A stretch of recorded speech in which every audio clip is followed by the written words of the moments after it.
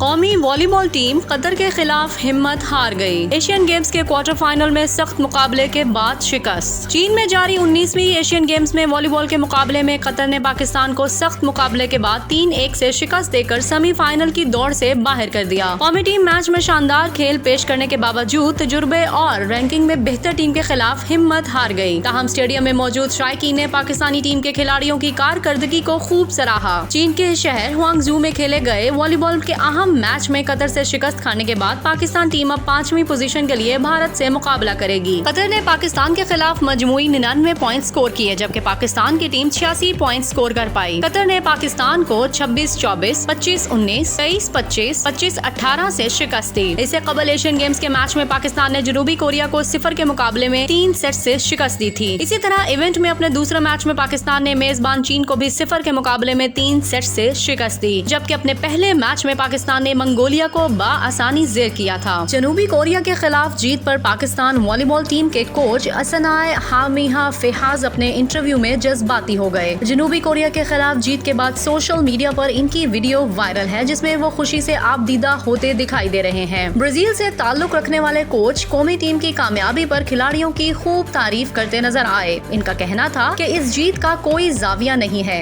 आपको नहीं पता कि ये लड़के इस कोर्ट में आने तक क्या क्या बर्दाश्त करते आए हैं। ये बहुत मुश्किल है, लेकिन हमें पता है कि ये मुमकिन है। पाकिस्तान ने जनूबी कोरिया को 25-19, 25-22 और 21-25 से 3 सेट्स में शिकस्त दी थी। याद रहे कि सन 2018 में इंडोनेशिया में खेले गए एशियन गेम्स में पाकिस्तान ने वॉलीबॉल के मुकाबलों में 8वीं पोजीशन हासिल की थी।